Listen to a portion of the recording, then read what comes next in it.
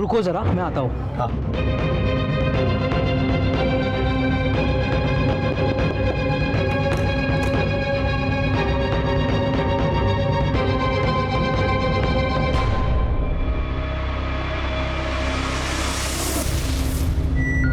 भैया सूरज स्टेशन लेना।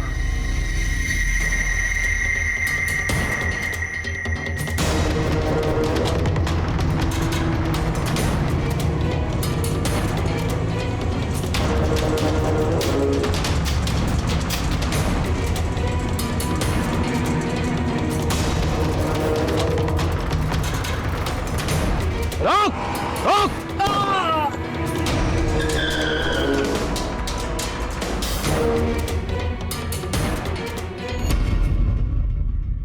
भरोसा एक छोटा सा शब्द है, पर इस छोटे से शब्द पर पूरी जिंदगी टिकी हुई है।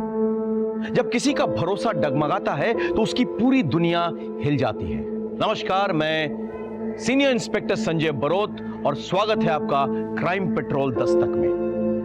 कांति सेठ एक आंगड़िया था, उसका पूरा धंधा भरोसे पर टिका हुआ था। लेकिन नीरज की हत्या से यह साफ हो गया कि कोई उन्हें धोखा देने की कोशिश कर रहा था, या फिर कोई और ही था जो यह खेल खेल रहा था।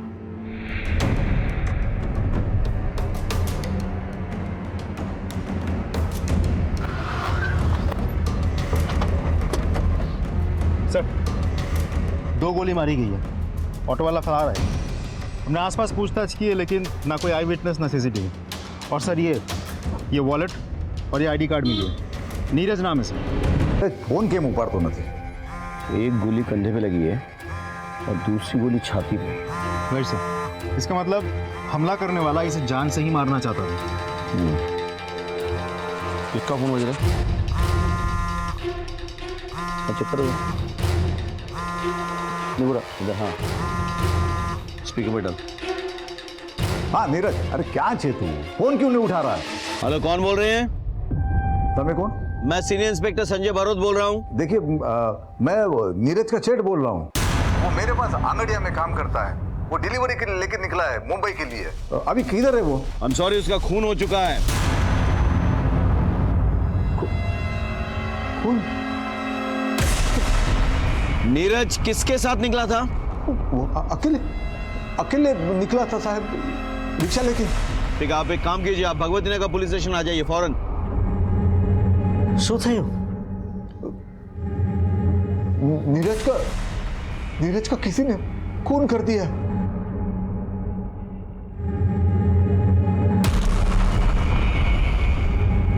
अजय सर, आगे सीसीटीवी चेक करो आप, हाँ?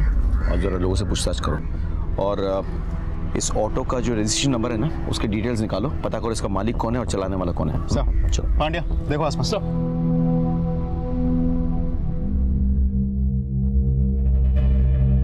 खोलो।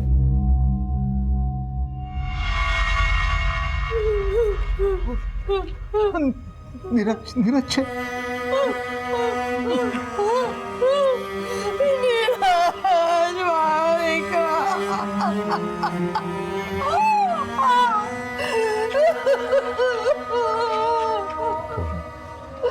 ऐसी बात कर लीजिए। नीरज कहाँ जा रहा था? सर, वो हीरे की डिलीवरी देने जा रहा था।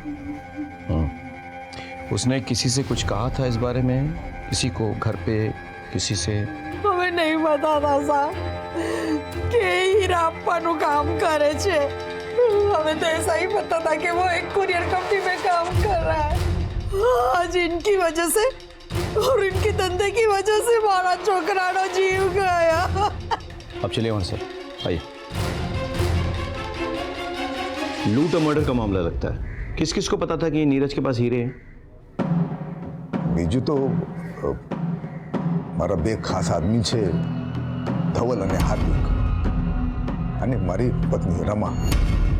अंगाड़ियानो बिजनेस છે, वो तो उसी के नाम से चलता है, तो उसको तो सब पता रहता है।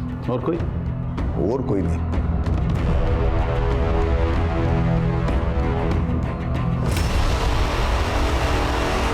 नहीं सर, हमने किसी को नहीं बताया। हमें શું કામ કોઈને बताविए? नहीं सर, कोई नहीं, पण नहीं। हाँ साहब, इन लोगों ने कुछ नहीं किया है। अब इतना भरोसा कैसे कर सकते हैं? अब ये हमारा धंधा जो है वो भरोसे और ईमानदारी पे ही चलता है। ये धवल भाई, हार्दिक हमारे पास बहुत सालों से काम कर रहे हैं, तो इनके ऊपर तो आंख बंद करके विश्वास करते हैं। आंख बंद करके चलने से ठोकर लग सकती है, याद रखिए। अब तो आंगड़िया बिजनेस की मालकिन है, आपको तो सब पता होगा। ખબર તો બધી છે સાહેબ, પણ માલકિન કઈ નથી। ये धंधा तो मेरे बापूजी का था। कागज में नाम जरूर है, पर कितना वर्षों तो मेरे पति संभाल रहे ये धंधा। मैं किसी से क्या बात करूंगी? इस सिलसिले में तो मेरी किसी से मुलाकात भी नहीं होती। वो सब ठीक है, लेकिन जो कोई भी है उसने फील्डिंग बहुत अच्छी की है। आपके खिलाड़ी के बारे में उसको पूरी जानकारी थी। हम अभी निकलते हैं, लेकिन आगे आपकी मदद की जरूरत पड़ेगी। क्या फटाफट ले आओ सब। सर, जहाँ नीरज का मर्डर हुआ था वहाँ आसपास हर जगह हमने चेक किया, लेकिन कोई सीसीटीवी लगा हुआ नहीं। अजय, बहुत प्लानिंग के साथ ये लूट और मर्डर किया गया है। किसी को अच्छी तरह से पता था कि नीरज के पास वो हीरे हैं। उसका ऑटो जब किसी सुनसान जगह पे पहुंचा तो उसे गोली मारकर वो हीरे निकाल लिए। सर, ऐसा भी तो हो सकता है इन सब में वो ऑटो वाला भी शामिल हो। करेक्ट, ढूंढो उसको, उसका मिलना बहुत ज़रूरी है। सर,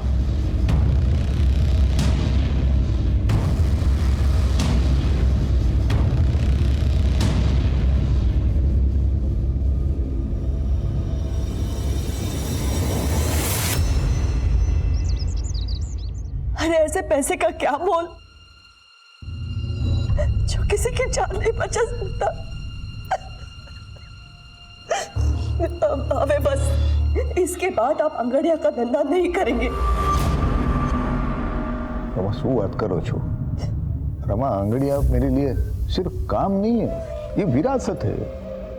और याद है ना, तुम्हारे पिताजी ने मरते वक्त मेरे से कसम ली थी कि उनके धंधे को मैं ईमानदारी से बढ़ाऊंगा। वो बढ़ाया मैंने। अरे पर कोड़ा बातें जाननी जोखिम कर सकता मैं।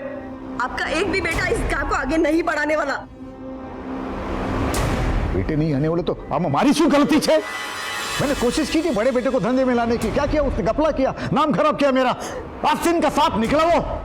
पर હું મારા નાના દીકરાને આ ધંધામાં નહીં લાવીશ। ये धंधा मेरे नाम पे है ना, तो धीरे धीरे ये धंधा मैं धवल और हार्दिक को सौंप दूंगी। पर इस धंधे की मनुष्यत मैं इस घर में नहीं आने दूंगी। मेरे को मेरा पैसा चाहिए। मारा हीरो नु शू? अरे मेरे 25 लाख का क्या होगा? शर्म नहीं आती पन्ना लाल से पैसा मांगते हुए? तुम्हारे हीरो के चक्कर में मेरा आदमी मारा गया। मेरे को मेरा पैसा चाहिए किसी भी तरह से, नहीं तो उसके बाद में जो होगा मेरी कोई जवाबदारी नहीं होगी।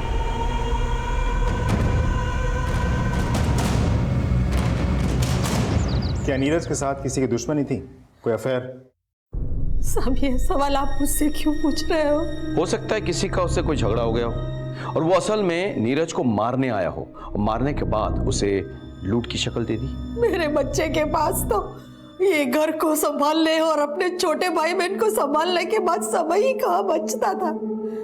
बहुत जिम्मेदार बच्चा था मेरा, उसके लिए तो ये घर ही सब कुछ था। इंस्पेक्टर साहब, तुमने एक महान सौगंध है, इंसाफ दिलाइए साहब, मेरे बच्चे को इंसाफ दिलाइए।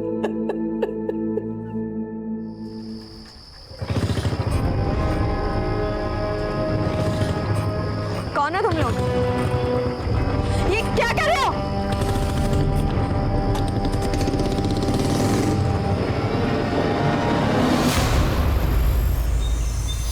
सर, जिस ऑटो में नीरज जा रहा था उसके ड्राइवर के बारे में पता चल गया।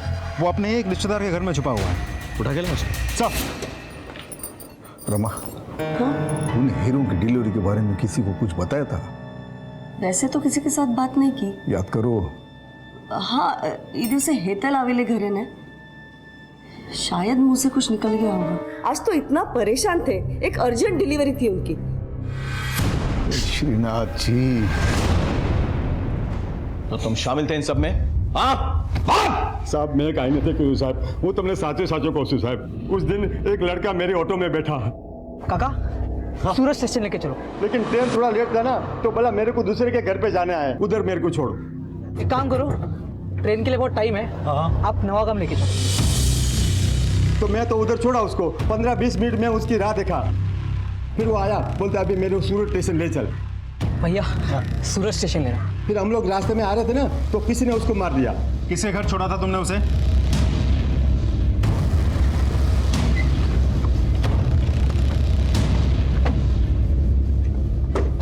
आप नीरज को जानती हैं? हाँ जी सर, बचपन से जानते हैं एक दूसरे को हम। वो कल आपसे मिलने आया था। आया था सर। उसकी बदकिस्मती थी कि मुझसे मिलकर जाने के बाद किसी ने उसकी जान ले ली।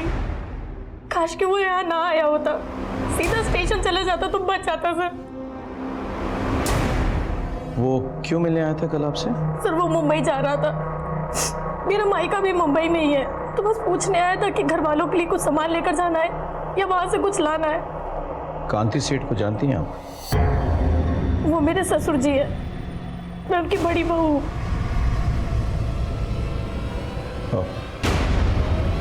ठीक है, हम चलते हैं, कांति सेठ से मिलके आते चलो। हेतलनी बात एकदम साची है साहब। नीरज अपने परिवार के साथ हेतल के पड़ोस में रहता था। उन दोनों में एकदम भाई बहन का रिश्ता था। तो आप कह रहे हैं कि हेतल का इन सब से कोई लेना देना नहीं है? साहब ऐसा नहीं है, हो भी सकता है। कैसे? हेतल का पति मेरा बेटा कल्पेश है। आप अपने बड़े बेटे कल्पेश पर खून का इल्जाम लगा रहे हैं, कोई खास वजह? सूखी दो। पापा मैं सारा कैश लेकर जा रहा था और रास्ते में मुझे गुंडे ने पकड़ लिया। मैंने बहु मारी पापा, और सारा पैसा भी लेकर गया वो। सर मुझे तो कल्पेश की बात पे बिल्कुल विश्वास नहीं था, और फिर एक दिन मैंने उसको जुआ खेलते हुए पकड़ा। पापा पूछे झूठ बोला तुम्हारे साथ है? हाँ, आप पैसा भरा मेहनत ना पैसा छे, अपना धंधा ना पैसा छे, और अपना धंधा भरोसे पे चलता है। लोगों का भरोसा तोड़ के बाप का नाम मिट्टी में मिलाना चाहता है तू। आज से तारा हमारा रिश्ता खत्म।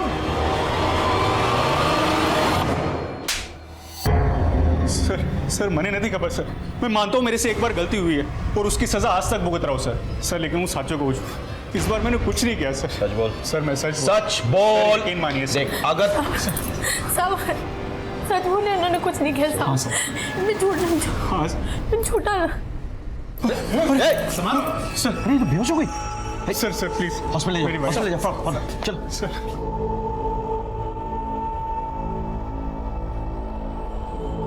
इनका कोई रिश्तेदार है यहाँ पे? नहीं, फिलहाल तो अभी कोई नहीं है। वैसे हुआ क्या डॉक्टर साहब? ये माँ बनने वाली है। ठीक है, आप एक नंबर नोट कर लीजिए, 444। क्या हेतल मां बनने वाली है? भाई कपाल ने मेरी सुन ली। वकील साहब, कल्पेश की जल्द से जल्द जमानत करवा दो। पैसे की चिंता मत करो, जितने लगेंगे मैं सब दूंगी। माँ, वो कल्पेश भाई बाहर खड़े हैं। थैंक यू सो मच माँ, thank you so much. Thank you मने नहीं, अपने बीवी को बोल, माँ बनने वाली है वो। अगर अपनी जिम्मेदारी का जरा भी ख्याल है ना तुझे, तो जाके पहले उसका ख्याल रखना। ठीक है माँ।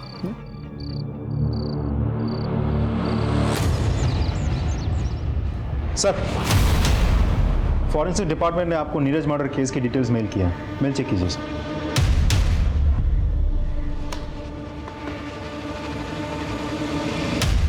इस रिपोर्ट के मुताबिक नीरज को 2 अलग अलग गन से शूट किया गया था। पहली गोली जो उसके शोल्डर पे लगी थी, एक रिवॉल्वर से शूट किया गया था, और दूसरी गोली जिससे उसकी जान गई थी वो एक .22 कैलिबर पिस्टल से निकली थी, उसे पॉइंट ब्लैंक रेंज पे शूट किया गया था। यानी क्लियर है सर, लेकिन एक मामूली से अंगाड़ी या कुरियर वाले लड़के को मारने के लिए 2 गन्स का इस्तेमाल किया गया है। बात कुछ हजम नहीं हुई सर। रमा तूने कल्पेश की जमानत करवाई? हाँ। क्यों? तुमको पता है ना वो कैसा है? खुद जो भी है, जैसा भी है, हमारा छोकरो छे। और आपने पुलिस के आगे उसका नाम लिया ही कैसे? बहुत सही किया, लेकिन तुमने उसकी जमानत करके बहुत गलत किया। गलती मैंने नहीं, तुमने की है। छोटी सी गलती के लिए मारा डिकरा ने घर से बाहर निकाल दिया। वो जुआ खेलने के लिए मेरे बिजनेस का पैसा चुराया उसने, छोटी सी गलती। बिजनेस तमारो नहीं, मारो छे। और अगर बच्चे गलती करते हैं ना, तो माँ बाप उसे सुधारते। रमा कल पे एक बच्चा नहीं है। तो मैं क्या करती? उसको लॉकअप में रखती, उसके बीबी को अकेला छोड़ती।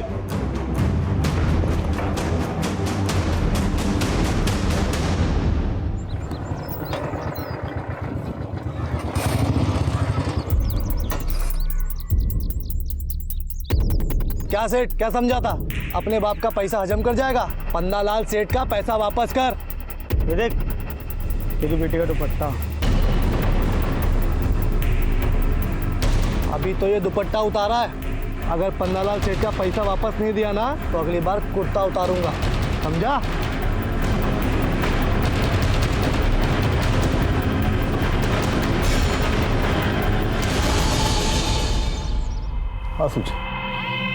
हाँ सूच है।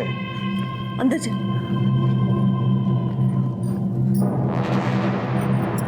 उसको कहूँ छू, उसको सारे पैसे दे दो ना, झंझट खत्म हो जाएगी। आखिर अपने बेटी का सवाल है। ये पन्नालाल की धमकियों से डर के मैं अपने धंधे के उसूल नहीं बदलूंगा, कभी नहीं।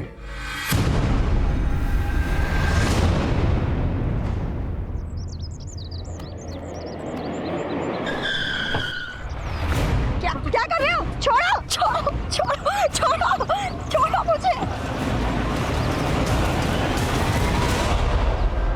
नया, तुम जरा पता करो कि हाल फिलहाल एक रिवॉल्वर और एक .22 कैलिबर पिस्टल किसने खरीदी। हो जाएगा साहब, चलता हूं। आपको क्या लगता है सर? मेरे थ्योरी के हिसाब से एक वो नौसिखिया जिसने उसके कंधे पे गोली चलाई, और दूसरा प्रोफेशनल जिसने पॉइंट ब्लैंक रेंज में उसके छाती पे गोली लगाई। लेकिन क्यों? तुम्हें क्राइम सीन याद है सर? नीरज की बॉडी, उसकी शर्ट के बटन्स किस तरह से खुले हुए थे? ऐसे कमीज के अंदर ही आंगड़ियां अपने कीमती सामान छुपाते हैं, यानी किसी को पता चल गया। लेकिन साथ ही साथ तुमको याद होगा उसका वॉलेट निकला हुआ था, किस तरह से उल्टा पड़ा हुआ था, यानी कि किसी ने उसके पॉकेट्स और वॉलेट भी टटोले थे। मतलब पहले कोई नौसिखिया और फिर प्रोफेशनल आदमी। करेक्ट।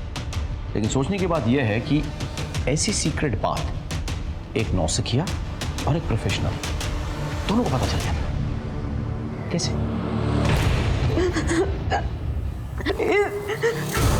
प्लीज जाने दो, प्लीज जाने दो। चुप, बिल्कुल चुप। प्लीज जाने दो।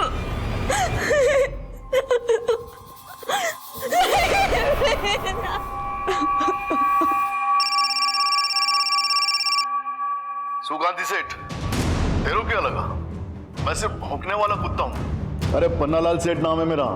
मैं भौंकता भी हूँ और काटता भी हूँ। अगर तूने मेरे पैसे नहीं दिए ना तो ये सिर्फ ट्रेलर था, मैं तुझे पूरा पिक्चर बना के दूंगा, समझा क्या? हेलो शुद्ध हो? पन्नालाल सेठ की इतनी हिम्मत, मैं भी पुलिस को फोन करता हूँ। सामने हमारी बात बस करो, उसे पैसे चाहिए ना, आप ही दो इन्हें पैसा। लेकिन रमा, मेरे नाम पे जो जमीन है ना उसे बेच दो, उसको मुंह पे फेंक के आओ पैसे। मेरे लिए मेरी बेटी से बढ़कर और कुछ नहीं है।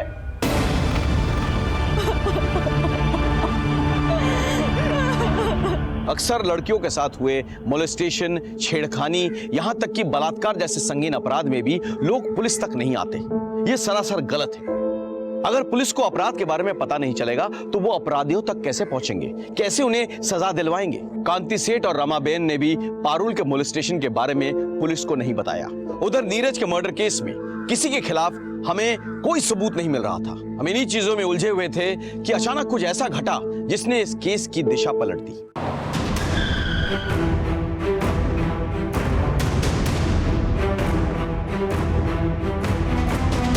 सर, लाश को सबसे पहले नौकर हार्दिक और पंचुल ने देखा, फिर बहू जिग्ना और विपुल। मैंने ही आप लोगों को फोन किया।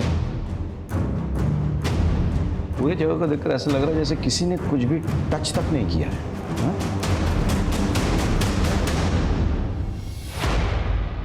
मौत तो गला दबाने से हुई है। और घर पे कोई फोर्स एंट्री भी नहीं हुई सर। यानी कि जो भी आया था वो पहचान वाला था, तभी दरवाजा खोला गया था। घर में कुछ मिसिंग है? जी सर, 15 लाख रुपए। 15 लाख कैश? घर में क्या कर रहा था? जी वो बाबूजी ने किसी को डिलीवरी देने के लिए रखवाए थे। एक काम करो जी, सर, आस पड़ोस से पता करो, किसी ने किसी को यहाँ आते हुए देखा था या नहीं? सर, आपने कुछ सुना? जी नहीं, दोपहर में तो यहाँ पे सन्नाटा छाया रहता है। कई लोग सत्संग में चले जाते हैं और बाकी बच्चे लोग सोए रहते हैं। आपने लड़ाई झगड़ा या कोई चीखने की आवाज़ सुनी? नहीं साहब, हमने कोई आवाज़ नहीं सुनी। ठीक। सर, हम दोपहर को यहाँ आए थे रमाबेन के साथ सत्संग में जाने के लिए, लेकिन दरवाज़ा लॉक था, तो हमें लगा कि वो सत्संग में होगी, इसलिए हमें जता रहा। पारुल कहाँ है? बाबूजी और पारुल अहमदाबाद गए हैं। एक बात बताइए, ये हार्दिक और पंशुल पे आपको कोई संदेह है? मतलब ये दोनों भी तो मर्डर कर सकते हैं ना? नहीं साहब, आ बनने तो भरोसा ना मानसो छे। भरोसे वाला हाथ ही सबसे पहले पीठ में छुरा भोगता है। अजय, इन दोनों को थाने ले आओ और पोस्टमार्टम के बाद बॉडी सौंप दो फैमिली को। साहब, गांधी सेठ कल देर रात तक ऑफिस में ही थे। ये राहु काल शुरू होता ना इतला माटे, पर फिर आज मुंबई में 15 लाख रुपए भिजवाने थे, तो पैसा लेकर सेठ घर पे चले गए क्योंकि दुकान में नहीं रख सकते ना, और हम भी साथ में थे साहब। रमा, 15 लाख से तो कबाड़ में रख देना, और तुम लोग कल दोपहर के बाद आ जाना। कल सुबह मैं अहमदाबाद जा रहा हूँ डिलीवरी के लिए, तो शाम तक लौटूंगा। कल 11 से 3 बजे तक राहु काल है, तो उसके बाद आ जाना और ये कैश लेके जाना। जी बाबूजी। ठीक है बाबूजी। जय श्री कृष्ण। जय श्री कृष्ण। और फिर हम जब 2:15 बजे घर पहुंचे तो तुम दोनों के मुताबिक कांति सेठ अपनी बेटी पारुल को लेकर अहमदाबाद गए डिलीवरी के लिए? हाँ, अबे ये आंगड़िया कब से अपनी बेटी को लेकर जाने लगा डिलीवरी के लिए, बताना। तकलीफ हो रही है क्या? नहीं सर, कहीं नहीं। एक मिनट खड़े हो जा, बैठ। अजय चेक करो जरा। खड़ो जा, खड़ो।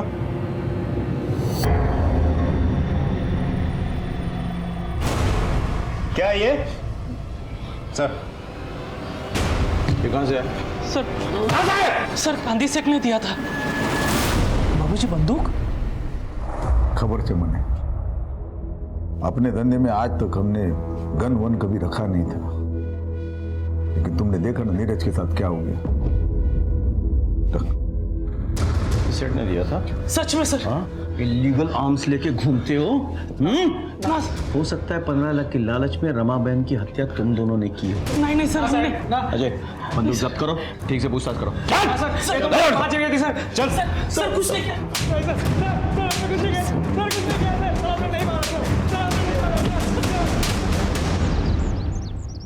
सर डोंट वरी, मैं करवा दूंगा। ओके सर, दोनों को रात भर बहुत तोड़ा, लेकिन दोनों के दोनों एक ही रट लगाए बैठे हैं। हमने रमाबेन को नहीं मारा। सर कांति सेठ अपने घर पहुंच गया। अजय, काम करो, हार्दिक के पिस्तौल को फॉरेंसिक के पास भेजो, चेक करवाओ कि कहीं ये वही पिस्तौल तो नहीं जिससे नीरज को गोली मारी गई थी।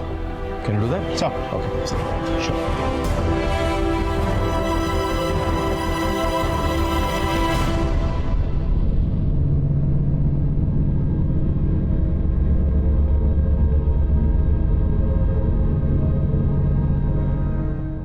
आपको किसी पे शक? नहीं सर। 15 लाख की लूट हुई है। आपको नोटों के सीरियल नंबर्स कुछ पता है? जी, ये नोट के नंबर हम लिख के रखते हैं, वो धवल भाई को पता है। Serial number? एक मिनट सर। हाँ, ये रहा। B325 थी, G927। ये पैसे आपने दिए थे डिलीवरी के लिए? हाँ सर, हमने दिए। इसी सीरियल नंबर के नोट्स थे? Yes sir. Serial number confirm कर लिया है, इसी नंबर के नोट्स थे। गुड। एक बात बताइए, हार्दिक को गन आपने दी थी? जी। कहाँ से मिली है गन आपको? एक आदमी है, वो सप्लाई करता है। कौन आदमी? सलाउद्दीन। सलाउद्दीन के बारे में पता करो, और इन नोटों के जो सीरियल नंबर्स हैं ये हर जगह सर्कुलेट करो। सर, आप अहमदाबाद गए थे ना डिलीवरी के लिए? अपने साथ अपनी बेटी पारुल को क्यों लेके गए थे आप? वो उसके बुआ के घर छोड़ने गया था अहमदाबाद में। कोई खास वजह? मैं आपसे कुछ पूछ रहा हूँ।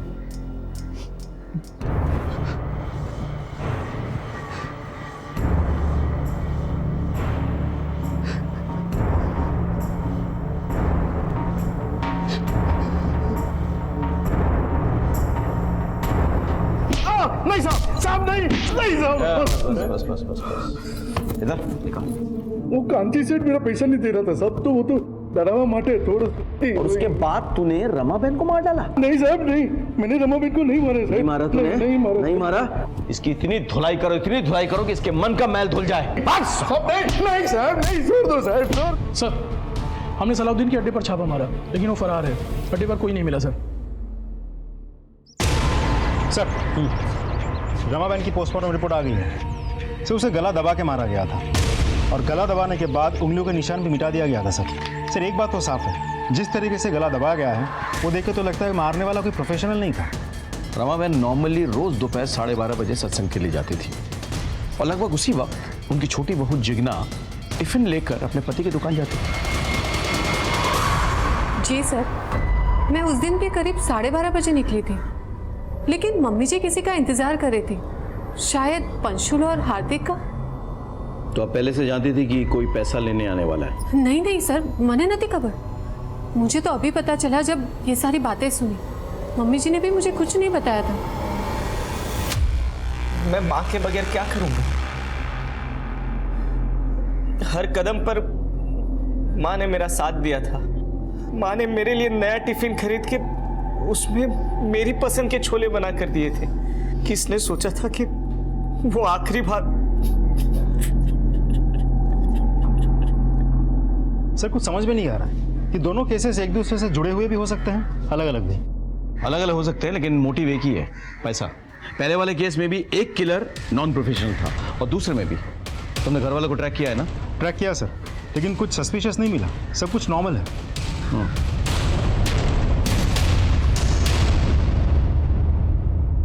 सर आपका शक सही था। हार्दिक के पास से हमें जो गन बरामद हुई थी, उसी गन से पॉइंट ब्लैंक रेंज से नीरज को मारा गया था, और ये वही गोली थी जिससे नीरज की मौत हुई थी। जाके उठाकर लेकर आओ दोनों को सर। गन दोनों कांति ने दी थी ना? हाँ साहब, पर आगन तो मैंने नीरज की हत्या के बाद खरीदी थी। सलाउद्दीन तो फरार है, पुष्टि कौन करेगा? क्यों खरीदी थी ये गन?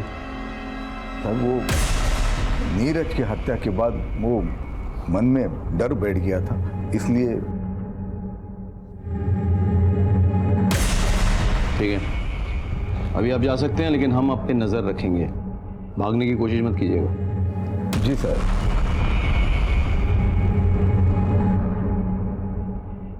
सर इस कांति पे शक है? अजय, हमारे प्रोफेशन में शक करना कोई गुनाह नहीं है, बल्कि शक ना करना गुनाह है। कई बार जिस पे हमें शक ना हो वो असली अपराधी साबित हो चुका है। सर पन्नालाल का वकील हाईकोर्ट से बेल पेपर लेकर के आया। जाने दो उसे, लेकिन उसमें नजर रखना और कॉल रिकॉर्ड चेक करना। सर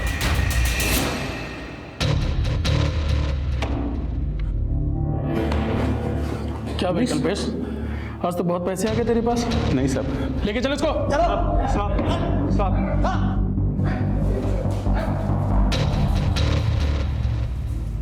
खबर न थी? नहीं सर।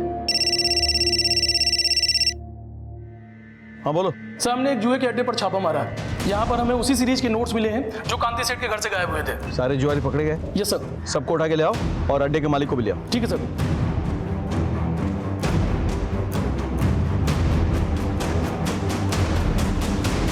कल्पेश। सर मैंने नहीं मारा अपनी माँ को। नहीं मारा? नहीं सर। ये पैसे कहाँ से मिले? पैसे ये सीरियल नंबर चेक किए जा चुके। बोल। सर ये तो वो पैसे जो माँ ने हितल को दिए थे सर, और हितल ने मुझे दिए। अच्छा? हाँ सर, सच कह रहा हूँ सर। चलो बुलाओ, लेके आओ उसको। जी ये सच बोल रहे हैं। मैं गई थी उस दिन माँ जी के घर। अरे वाह चिकना, बड़ी अच्छी खुशबू आ रही है। कड़ी बना रही हूँ। अच्छा मम्मी जी कहाँ है? हाँ जय श्री कृष्ण मम्मी जी। हितल बेटा केम छे? सारू छू मम्मी। ने तबियत तारी? नहीं मम्मी, एक्चुअली डॉक्टर ने कुछ टेस्ट करवाने के लिए बोले हैं, तो थोड़े पैसे चाहिए थे। कितना जोज? 25,000। 25,000 तो नहीं है मेरे पास। एक मिनट, તું અહીંયા જ ઊભી રહે, હા? આવું છું હું તો.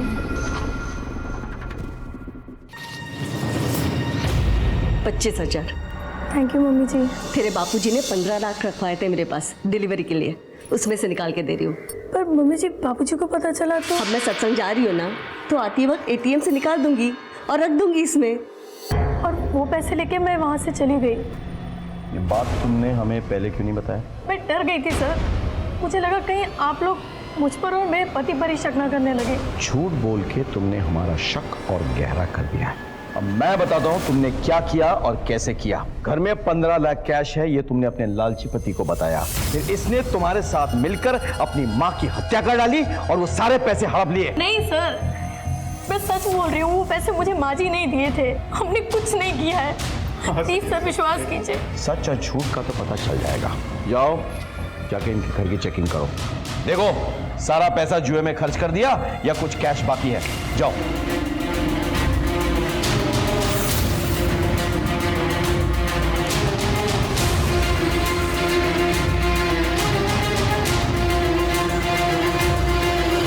सर यहाँ तो पैसे नहीं मिले सर। ठीक है तो वापस आ जाओ।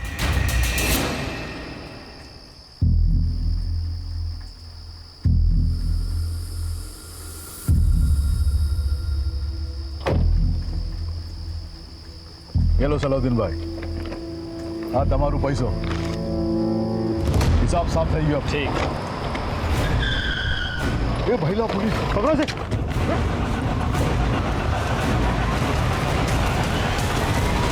इनके सीरियल नंबर्स मैच करो कांति सेठ के घर से लूटे हुए पैसे के साथ। नहीं सर, ये अलग नंबर के नोट्स हैं। आयशो? Yes sir. डालो दोनों के अंदर, ले जाओ। ठीक है ठीक है ठीक है ठीक है। साहब मैंने सलाउद्दीन से 25 लाख रुपए लिए थे साहब, और अगले ही हफ्ते नोटबंदी हो गई साहब, तो मेरा सारा पैसा डूब गया। और ऊपर से सलाउद्दीन ये मेरे को रोज धमकी देता था, पैसा वापस दे पैसा वापस दे। साहब मैं पैसा कहाँ से लाता साहब? साहब मैं पहले ही समझ गया था, ये सीधे सीधे मेरा पैसा तो देंगे नहीं, तो सर हम दोनों ने मिलकर एक प्लान बनाया। अब पन्ना लाल ने कांति को 25 लाख के हीरे दिए थे, तो हम दोनों के बीच बात ये तय हुई कि जो हीरा लेने आएगा, डिलीवरी देने जाएगा, उसको हम मार देंगे, उसको लूट लेंगे और कांति सेठ से भी हर्जाना वसूल करेंगे। लेकिन जब तक हम नीरज को मारते उससे पहले ही वहाँ कोई और पहुँच गया और उसने उसको गोली मार दिया। और उसके बाद तुमने रमाबेन को मार डाला और 15 लाख रुपए ऐंठ लिया। नहीं, रमाबेन को हमने नहीं मारा साहब, 25 लाख रुपए तो रमाबेन ने हमको दिए थे। पन्नालाल सेठ, मैंने अपनी पुश्तैनी जमीन बेचने को दी है, इन्हें बिना बताए हुए। ये इसके बानू के 25 लाख है।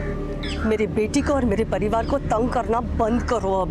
झूठ बोल रहे हो तुम लोग, और पैसे की लालच में तुमने रमाबेन को मार डाला। नदी सर नदी।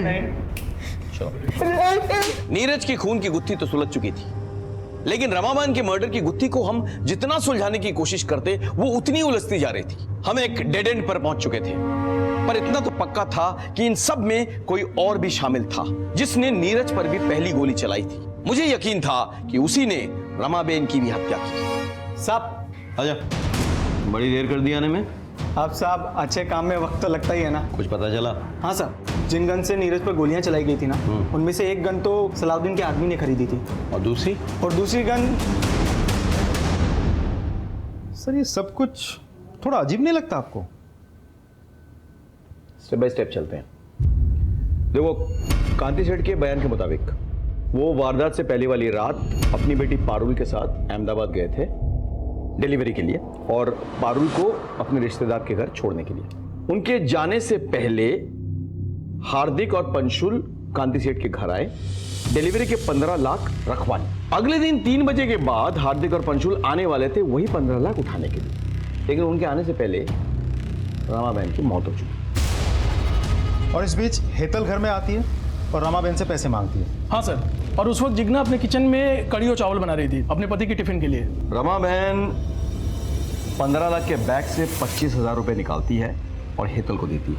और 2:15 बजे हार्दिक और पंशुल घर पर आए और रमा को मरा हुआ पाया। सर इस केस में कुछ तो खटक रहा है, पता नहीं क्यों ऐसा लग रहा है कि इस पहेली में कोई तो कड़ी मिसिंग है। कड़ी नहीं, कड़ी मिसिंग है। दोनों बयान पढ़ो। माँ ने मेरे लिए नया टिफिन खरीद के उसमें मेरी पसंद के छोले बना कर दिए थे। मैं गई थी उस दिन माँ जी के घर, अरे वाह चिकना, बड़ी अच्छी खुशबू आ रही है। कड़ी बना रही हूँ।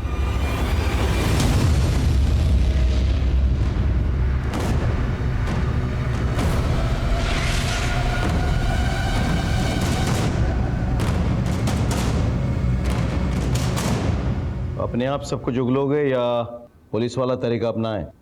मम्मी जी हर दोपहर को सत्संग के लिए चली जाती थी, तो विपुल को लंच देके जब मैं वापस घर आती थी तो कमलेश को भी बुला लेती थी। हम एक दूसरे से प्यार करने लगे थे, भागना चाहते थे एक साथ, पर हमें पैसे चाहिए थे। मैंने मम्मी जी को बाबूजी के साथ हीरो की डिलीवरी के बारे में बात करते सुन लिया था। मैंने कमलेश को बताया। और सर, मैंने प्लान बनाया, मैं उस आदमी को बीच रास्ते में लूट लूंगा। उसके लिए मैंने एक बंदूक का भी तामझाम किया था। और रमाबेन को क्यों मारा? मैंने कुछ नहीं किया सर, कसम से। मैं जानती थी कि घर में कुछ कैश है। तेरे बापूजी ने 15 लाख रखे थे मेरे पास डिलीवरी के लिए। जैसे ही मम्मी जी सत्संग के लिए निकले, मैंने कमलेश को फोन किया। हम लोग कैश लेके निकलने ही वाले थे कि मम्मी जी वापस आ गए। मम्मी क्या चल रहा है सब? मम्मी जी,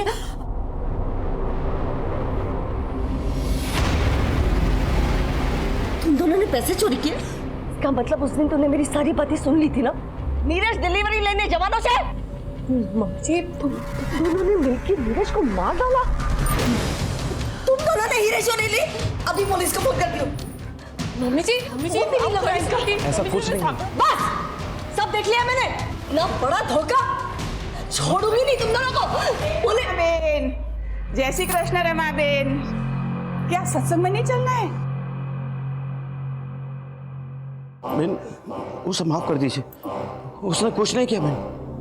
अरे इसी ने सब कुछ किया है। बच्चा लाने तुम्हारी लड़की से कड़ी सजा तुम। हमारी बेटी ऐसा नहीं कर सकती।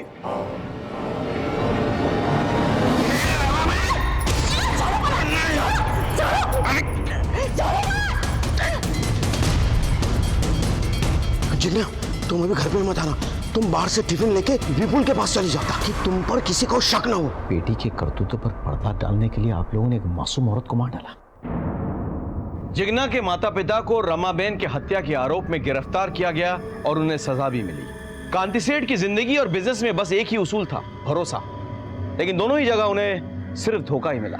पन्नालाल ने सलाउद्दीन के साथ मिलकर नीरज की हत्या की और कांति सेठ को बिजनेस में धोखा दिया। वहीं जिग्ना की वजह से रमाबेन की जान चली गई। लेकिन सवाल यह उठता है कि क्या कांति सेठ और रमाबेन को इस बात की जरा भी दस्तक नहीं मिली? मैं सीनियर इंस्पेक्टर संजय बरोत आपसे विदा लेता हूं। फिर मिलेंगे एक नए केस के साथ। तब तक सतर्क रहिए और देखते रहिए क्राइम पेट्रोल दस्तक। मकसद बताना नहीं बल्कि बचाना है। जय हिंद।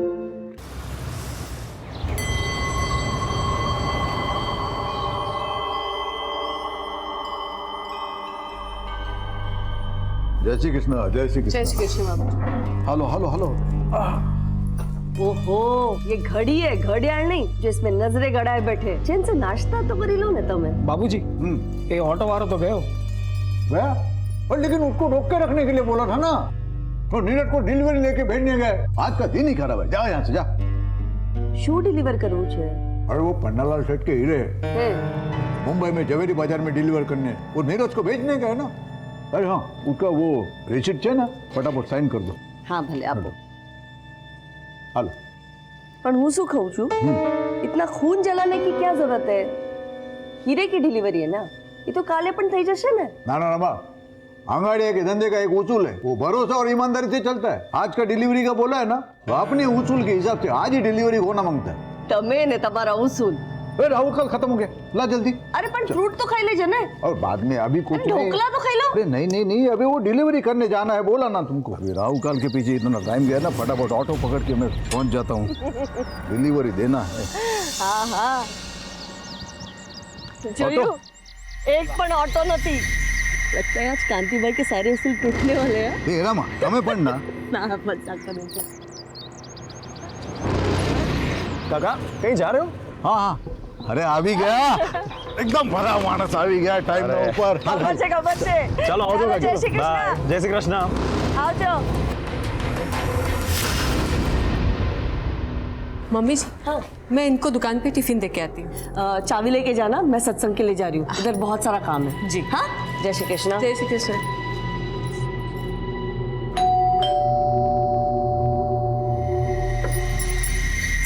अरे हेतल, जय श्री कृष्ण मम्मी जी। कितनी देर लगा दी तूने?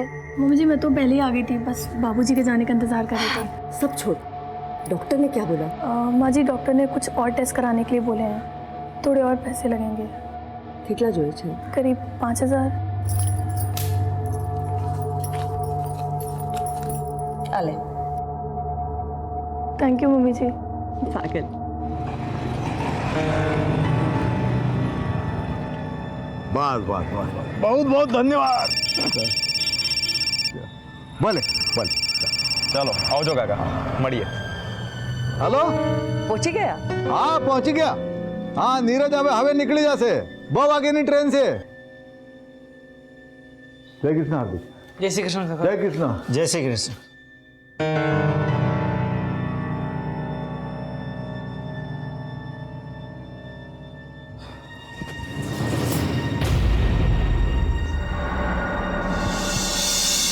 पाँचवा कह रहा है विश बेटा? कल सुबह तक आ जाऊंगा माँ। ठीक है। नीरज भाई मेरे लिए ना डॉल लाना और उसके कपड़े भी लाना। अच्छा, और ये क्यों रो रहा है? उसको गन चाहिए। ठीक है, सब ले आऊंगा। चलो मुझे अभी बहुत लेट हो रहा है, मैं निकल। बेटा संभाळीने जजे। जय श्री कृष्ण काका। जय श्री कृष्ण। जय श्री कृष्ण बाबूजी। जय श्री कृष्ण। तू क्या कर रही है यहाँ? मेरे कॉलेज वाले ना पिकनिक पर जा रहे हैं, तो मुझे कुछ पैसे चाहिए थे। तेरे कॉलेज वालों को सिर्फ पिकनिक करने का मूड रहता है क्या? कभी पढ़ाते नहीं है? आप पकड़। हाले। हार्दिक भाई जय श्री कृष्ण। धवल काका जय श्री कृष्ण। बाबूजी जय श्री कृष्ण। हाय हाय। जय श्री कृष्ण। अच्छा बाबूजी, हाँ आओ जो। नीरज कितना लेट हो गया तू? सॉरी बाबूजी। वो पिछले डिलीवरी का क्या हो गया? हो गया? क्या होना है, हो गई। ये लो बाबूजी, आप हमेशा कहते हो धंधा भरोसे का है, फिर ये नोट को आधा फाड़ कर उन्हें क्यों देते हैं? आपको मुझ पर भरोसा नहीं है? भरोसा तो बहुत है, समझा, लेकिन अपना ये आंगड़िया का बिजनेस है ना, उसके कुछ नियम है। अभी तेरे लिए मैं नियम बदलूंगा ना तो बाकी लोगों को बुरा लगेगा। ये ले, ये कट किए हुए पॉलिश किए हुए हीरे, इसको जवेरी बाजार में डिलीवरी कर देना और ताबड़तोड़ फोन करना मुझे। फोन नहीं किया तो? तेरे गाल खुड़बुड़ा रहे क्या मेरा चाटा खाने को? आप पकड़ रसीद। आप मेरे बाबा समान हो, जितना चाहे मार सकते हो, पर सोचो अगर जाते थे मेरा एक्सीडेंट हो गया तो? चुप चुप बोल। देख मेरे पास 3 लोग हैं, धवल भाई, हार्दिक और तू, जिनके ऊपर आंख बंद करके विश्वास करता हूं मैं। ये अपना आंगड़िया का धंधा जो है ना, ये बाएं हाथ में क्या है दाएं हाथ को मालूम नहीं पड़ता। ऐसे अभी तू जो डिलीवरी लेके जा रहा है ना, वो पार्टी को मालूम नहीं कौन उसका माल लेके आ रहा है, कैसे आ रहा है मुंबई, समझा? चल अब निकल जल्दी, वो बाहर ऑटो खड़ा है, वो रेलवे स्टेशन छोड़ देगा तुझे। चल आता हूँ बाबूजी। जय श्री कृष्ण। संभाल के जाना।